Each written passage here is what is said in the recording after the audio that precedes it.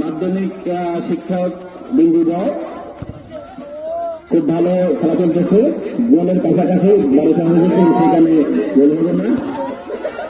অসাধারণ ভালো খেলছেন দুদলই, চরম উত্তেজনার মুহূর্ত দিয়ে খেলা চলতেছে, আপনারা উপভোগ করছেন।